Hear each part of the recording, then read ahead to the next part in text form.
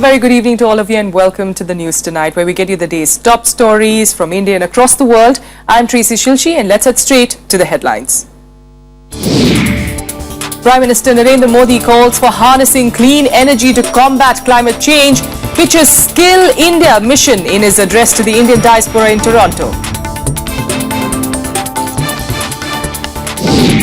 And in the US, President Barack Obama pens a profile in praise of Prime Minister Modi in the Time magazine. Obama says Modi's life story reflects potential of India's rise. Congress Vice President Rahul Gandhi returns from a 57-day sabbatical. Party debates questions over leadership and electoral winning strategy.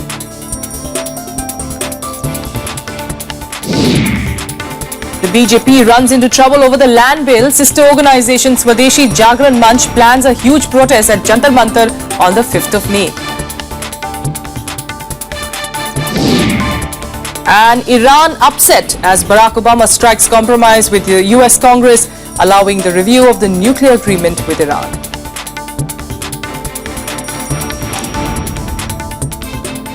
Our top story, a day after Canada agreed to supply uranium to India, Prime Minister Narendra Modi called for harnessing clean energy to combat climate change. He also pitched for his mission Skill India during his address to the Indian diaspora in Toronto.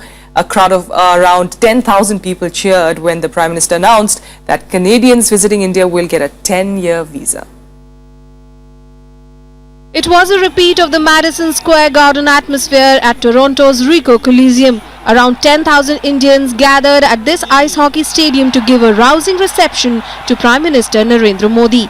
What made this event different was that for the first time for such a diaspora gathering, Modi was accompanied on stage by the head of the government of the nation he was visiting, in this case, Canadian Prime Minister Stephen Harper.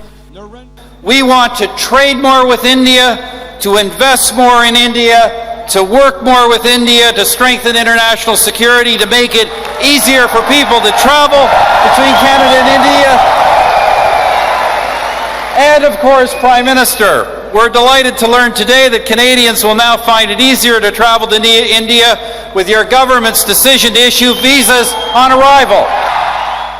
Addressing the crowd in Hindi, Modi stressed on skill development for Indians, vowing to make it a major plank for his Make in India initiative. हम अभी से इस बात पर ध्यान केंद्रित कर रहे हैं और उसमें हमारी प्राथमिकता है स्किल डेवलपमेंट. हमारा मिशन है स्किल इंडिया. पहले भारत की पहचान थी स्कैम इंडिया. हम बनाना चाहते हैं skill India. The Prime Minister also pitched strongly for cleaner energy a day after he struck a civil nuclear deal with his Canadian counterpart. Being one of the highest carbon emitters, India could play a major role when world leaders will meet in Paris to work out a climate deal next year. पूरी दुनिया global warming के कारण परेशान है. Climate change की चर्चा है. Air condition कमरों में सर्वाधिक एनर्जी का उपयोग करके क्लाइमेट की चर्चा की मीटिंगें हुआ करती है. भारत अगर एनवायर प्रोटेक्शन में सफल होता है तो दुनिया का 1/6 जिम्मा हम अकेले उठा सकते हैं.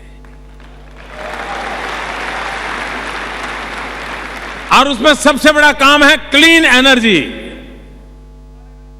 और उस क्लीन एनर्जी में न्यूक्लियर एनर्जी की ताकत बहुत है. Modi will also hold a meeting with top Canadian CEOs in Toronto before leaving for Vancouver. Another grand reception by the Indian diaspora awaits him there. Modi will conclude his three-nation tour on Friday. Bureau Report, Rajya Sabha TV.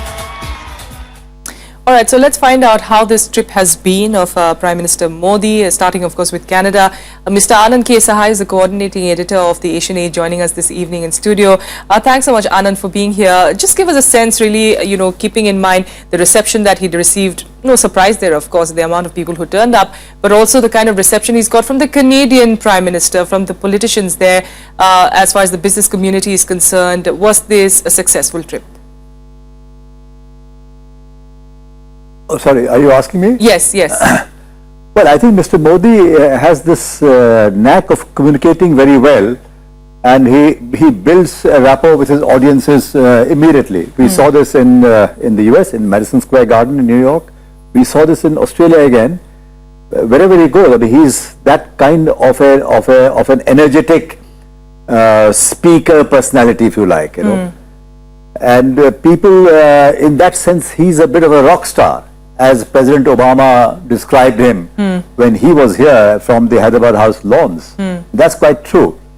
But I just have to say this, that in the US, the Indian diaspora there, the 1 million strong Indian community there, have acted as an element of foreign policy. You know, they've helped to, over the years, they've helped to shape opinion in America, opinion of both policymakers and the political class and ordinary people and the news media in favor of India, in favor of, you know, engaging with India across all fields. That perhaps cannot be said as yet of the Indian community living in certain other places in the world. Yes. That, you know, here of course, as you saw, Mr. Stephen Harper, the Canadian PM, accompanied Mr. Modi, you know, when Mr. Modi addressed this 10,000 strong Indian audience. And there I suspect Mr. Harper had local Canadian politics in mind. You know, he wanted to be seen with Mr. Modi, Yes. because he saw Mr. Modi as a popular figure in front of this very, you know, partisan Indian audience. So he thought he might gain himself. Yes. So that's as far as the audience is concerned. But I think overall, it's been a very, very useful trip that the PM embarked on, this 3-nation journey, ending in Canada.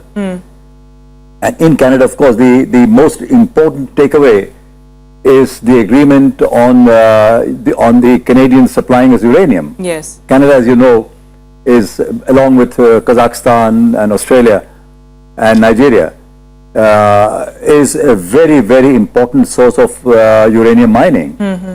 And so far, they had been, you know, the India-Canada nuclear relationship is a very old one, goes back to the 50s, and then there was a rupture Yes. because India proceeded with its own program, and that they did not like because we had not signed the NPT. Yes. But after that rupture, when India managed to get out of nuclear apartheid under Dr. Manmohan Singh by signing the appropriate agreements with Washington and other world bodies, then of course a new Chapter time opened up. came into Yes. being, you know, in India's nuclear journey. And in that journey, it was necessary to have countries like Australia, Canada on board, because these are suppliers of uranium, which works as fuel for the nuclear reactors we have. Yes. Right? So that was the reason why Canada, of course, is an important democracy. It's a member of the G7, but it's been it's an underplayed country, though it has lots of strengths in terms of technology, science, you know, democracy, and so forth. So this visit would help us to tap into all of those things, but especially nuclear. I'm not so sure that this trip might have been made if it was not for the uranium factor, though. You know, Yes. we will need investments from across the globe, Yes. and who will be investing? Only those who have the money. And in that context, Canada and Germany and, you know, several other countries of this nature Yes. are exceedingly important. All right. So we look to them. Also, very quickly, if you could speak about his trip to Germany and France. Yes, you know, overall, like you say, it has been a successful trip for him. Germany, of course, is Europe's preeminent power today. It's the most solid economy in Europe, in Western Europe, and it is part of that bloc of 4 countries with India, which is trying to seek entry into the UN Security Council as a permanent member. Yes. So it's a strong ally already, political ally already. There's no question about that. And Germany's strength in technology is a substance of subject of folklore almost, you know. And Germany's strengths on the economic side, Germany's capacity to intervene effectively given the right conditions in India, financially, investments with technology, all this puts our relationship with Germany on an extremely special category. As far as France goes, France alongside Germany is one of the two most influential countries in Europe. No question. France is Yes. also a permanent member of the UN Security Council. France is an old friend of India's.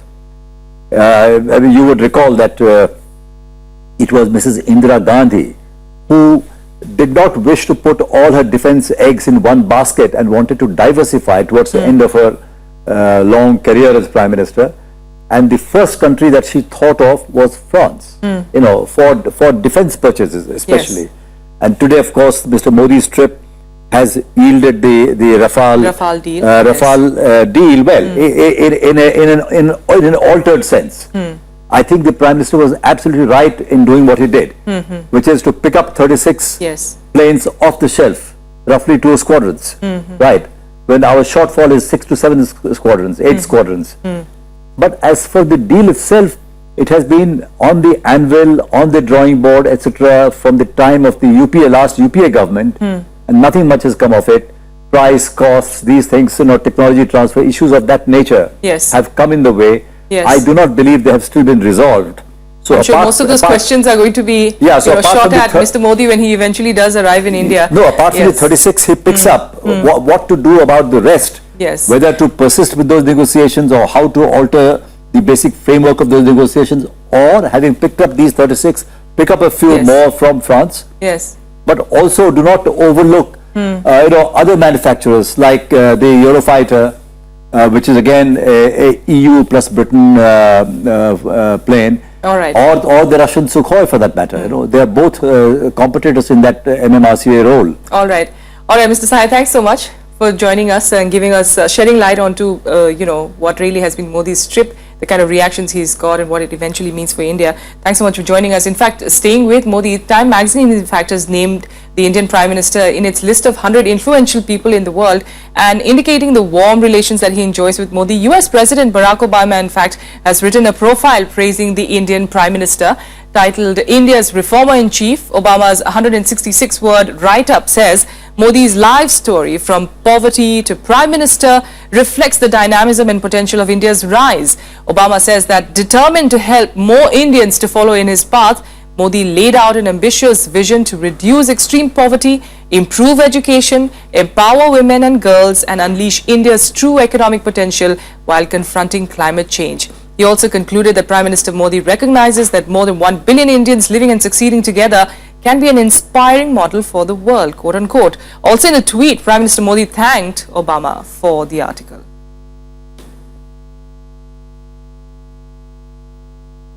All right, on to more news now. And Congress Vice President Rahul Gandhi today returned home after his 57-day sabbatical.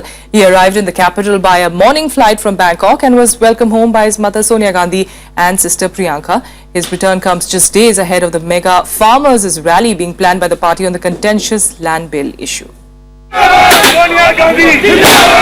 Congress Vice President Rahul Gandhi returned home on Thursday, much to the cheer of the party workers. This ended a 57-day sabbatical that saw months of speculations in the media and political circle of his whereabouts all these days. Rahul Gandhi के आने के उसमें हमने बम पटाखे जले, खुशी मनाई है। पूरे देश में कार्यकर्ता खुश हैं। राहुल गांधी आए हैं, कांग्रेस में एक नई ऊर्जा लेके आएंगे और 19 तारीख की रैली में मजबूती से स्टेज पाएंगे, इस सरकार का विरोध करेंगे। Rahul was welcomed by his mother and Congress President Sonia Gandhi along with his sister Priyanka, who rushed to his residence hours before his return. Evading the media, Rahul drove straight into his Tughlaq Lane bungalow. He is expected to make his first public appearance post his sabbatical at the mega farmers rally on Sunday. The rally is being organized to oppose the contentious land bill and protest against the repromulgation of the land ordinance. We had informed the people that he has gone for a sabbatical, he has gone to introspect. So is this the problem of others? He is back, and I have no doubt that he will be not only taking proactive measures, but also with dynamism and with commitment provide leadership. The opposition, however, did not refrain from taking a dig at Rahul Gandhi and his unexplained leave. I can only tell the people that in this 57-day, Prime Minister Modi and his entire team and every leader and worker of the BJP was working tirelessly to serve the people of India. We did not take even one day holiday. These 56 days we have put to good use to serve the people. The rest is for the people to decide whether they want holiday makers or they want workers. जब राहुल गांधी दिल्ली में थे तो कोई देश का फायदा नहीं था, जैसा देश था वैसा ही रहा, और अब वापस आए हैं 50 साल के बाद तो भी देश आगे नहीं जाएगा, क्योंकि देश का भवितव्य आप गांधी परिवार से नहीं जुड़ा है, वो मोदी सरकार से जुड़ा है। The Congress Vice President went on leave just a day before the budget session began on 23rd of February. Congress claimed that he had requested Sonia Gandhi for some time to reflect on the series of defeats faced by the party and also to decide on its future course. The party is set for a rejig where Rahul could be elevated to the post of party president. However, a section of the party has openly backed Sonia Gandhi to stay in control of Congress in coming days. Vishal Dahiya's report for Rajya Sabha TV. Meanwhile, compounding the problems of the BJP over the issue of land bill, its sister organization, the Swadeshi Jagran Manch, has planned an agitation against the bill. The protest will be held on the 5th of May at Jantar Mantar in Delhi, but the BJP has reiterated that no amount of protest and opposition will affect its decision on the changes in the bill. The Swadeshi Jagran Manch met on Thursday to finalize its plans for protests against the proposed changes in the land acquisition bill. The organization has decided to hold a dharna in Delhi on May 5th. They could be joined by some farmers' unions as well.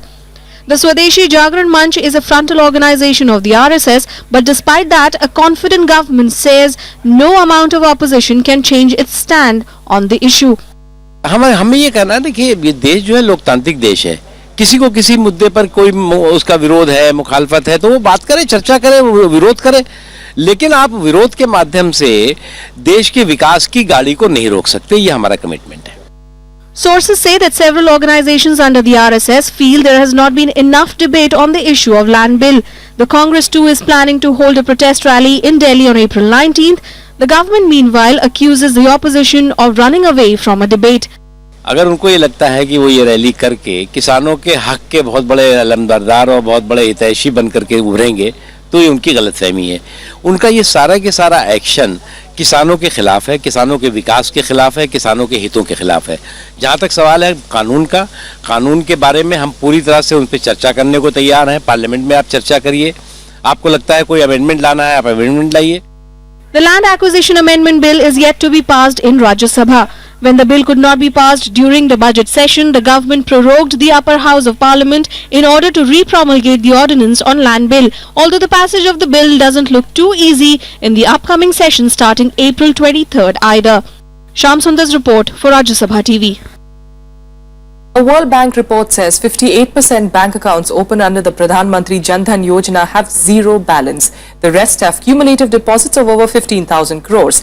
The latest official data shows that as many as 147 million new accounts were opened under the PM's ambitious financial inclusion program, which means over 85 million are dormant. According to the report, at 43%, overall dormancy is high in India compared to around 5% in high-income countries.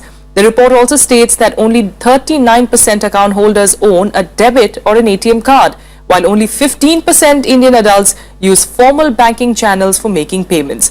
The figure is around 40% for economies like China and Brazil. With that, let's get you more news from across the country and nationwide. The three-member panel to investigate the sexual harassment charges against Madhya Pradesh High Court Judge S.K. Ganguly had its first meeting today. Rajya Sabha Chairman Muhammad Hamid Ansari set up the panel yesterday on a motion supported by 58 members to impeach the judge. Supreme Court Judge Vikramjit Sen heads the panel.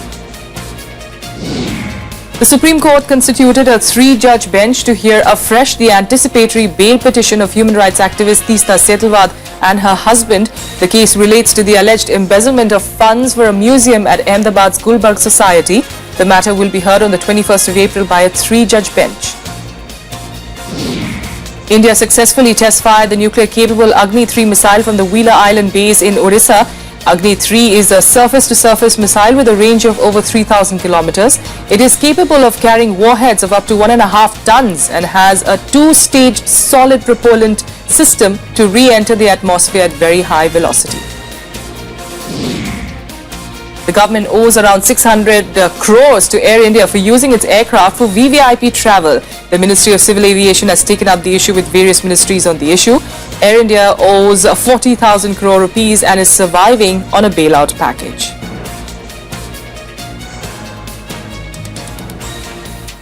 Up next, we're getting you sports news. Saina Nehwal has retained the top spot in world badminton rankings. Details in a bit.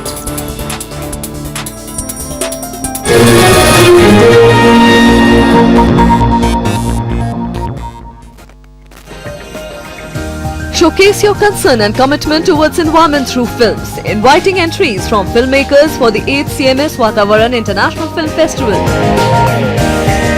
Last date for entries is April 22nd, 2015. Brought to you by broadcast partner Rajya Sabha TV. Visit our website www.cmsvatavaran.org for more details.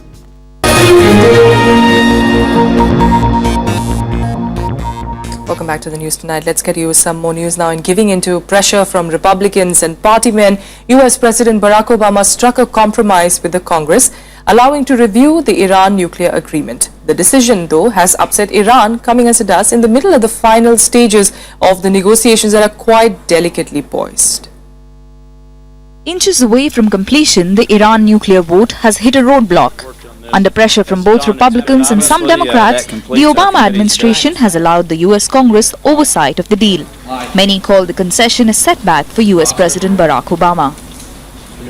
But US Secretary of State John Kerry expressed confidence that the deal with Iran will go without hitch, despite the presence of opposing views within Congress on the framework deal. Looming large is the challenge of finishing the negotiation with Iran over the course of the next 2.5 months. There was a compromise reached in Washington regarding congressional input.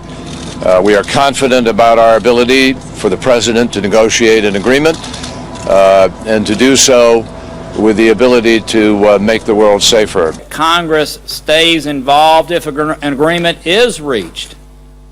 And if one is not disapproved, Congress stays involved. And every 90 days, the administration has to certify that in every way, Iran is in compliance. Iranian President Hassan Rouhani, however, dismissed the compromise, reminding global powers that they are negotiating not just with the United States, but 6 different nations. Iran also emphasized that it will sign a final agreement only in exchange for sanctions relief. به نام 5 به اضافه 1 بداند دنیا 5 به اضافه 1 بداند مجلس نمایندگان آمریکا و سنا رئیس جمهور آمریکا دولت آمریکا همه بدانند در این توافق اگر پایان تحریم نباشد توافقی نخواهد بود. The deal is high on global agenda. At the just concluded G7 summit in Germany, the European Union foreign policy chief said it will be in the interest of everyone in the region and the world. G7 ministers also urged Tehran to cooperate with the UN nuclear watchdog IAEA. Not only the US leadership that is very much committed, but also the US Congress will understand that this agreement is an agreement in the interest of the security of everybody in the region and worldwide, also because it can set the precedent for good non-proliferation agreements and deals also in other parts of the world. Nuclear talks between Iran and world powers will resume on 21st of April. Iran and P5+1 nations are aiming to reach a final accord by June end. Bureau Report, Rajya Sabha TV. Russian President Vladimir Putin addressed the concerns of Russians via a televised marathon phone-in today. But his address was more for the entire world as he talked about the crisis in Ukraine and his country's role in it. Denying any hand in the conflict, Putin said that Russia was not arming rebels. Russian President Vladimir Putin has accused the Ukrainian government of trying to cripple rebel-held areas in the eastern region of the country through an economic blockade. In a live televised phone-in, Putin also insisted that there are no Russian troops in Ukraine. Moscow has often denied the Western charge that it is directly arming the rebels. Вопрос, есть или нет у наших войск на Украине, говорим прямо и определенно. Российских войск на Украине нет. During the marathon 4-hour phone-in, Putin also denied reports that Ukraine's President Petro Poroshenko had offered to let Russia have the rebel-held areas in the Donbas region. He in turn accused Ukraine of cutting off Donbass. Вот таким образом можно сказать, что украинские сегодняшние власти, они своей рукой сами отрезают от себя Донбасс. Вот в чем беда и трагедия. In his televised address, Putin also talked about the sanctions imposed on Russia by the West, saying he did not expect them to be lifted soon. Putin has held a call in almost every year since he was first elected president in 2000, answering questions on issues ranging from local housing problems to regional and international conflicts. Bureau Report, Rajya Sabha TV. And now let's get you more international updates in Global Buzz. Former Nepal Prime Minister Surya Bahadur Thapa passed away today at Medanta Hospital in Gurgaon. He was suffering from cancer. 87-year-old Surya Bahadur Thapa served as the Prime Minister of Nepal for 5 terms in a political career spanning over 50 years. Memorial ceremonies were held on the first anniversary of South Korea's Sewol ferry disaster in 300 places across the country. 304 people, mostly school students, went missing when the ship sank off Jindo Island. The president promised to raise the sunken ferry at the earliest, fulfilling the demand of the victims' families. The Malaysian, Australian and Chinese governments have agreed to expand the search zone for the missing MH370 flight by 60,000 square kilometers. The jetliner that disappeared last year is believed to have crashed in the Indian Ocean off Australia's west coast. It was carrying 239 passengers and crew when it vanished from the radar screens after taking off from Kuala Lumpur. A delegation from Russia's Federal Constitutional Court arrived in North Korea's capital Pyongyang on Thursday. The delegation accompanied the first Vice President of the Supreme Court of North Korea, Cho Kun-young, to a visit to Mansu Hill.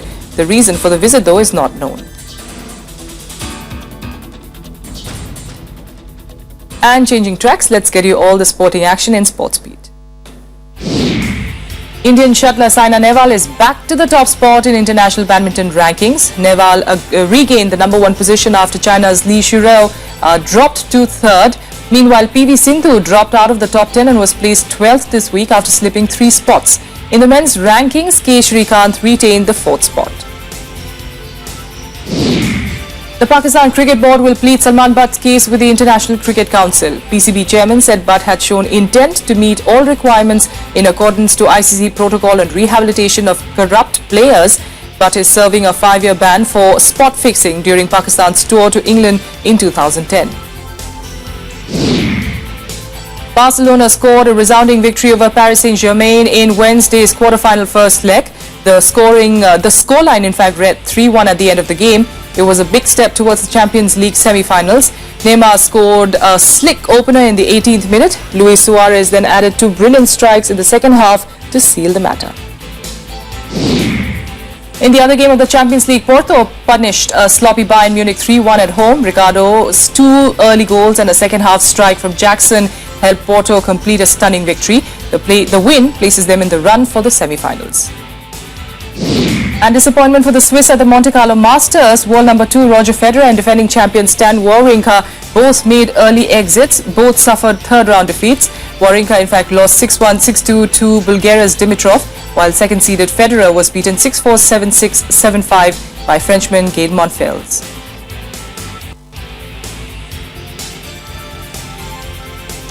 And Israel marked its annual Holocaust Remembrance Day today with ceremonies commemorating the 6 million Jews murdered by the Nazis during World War II. The theme of this year's memorial event is the anguish of liberation and return of life. We're leaving you with these visuals.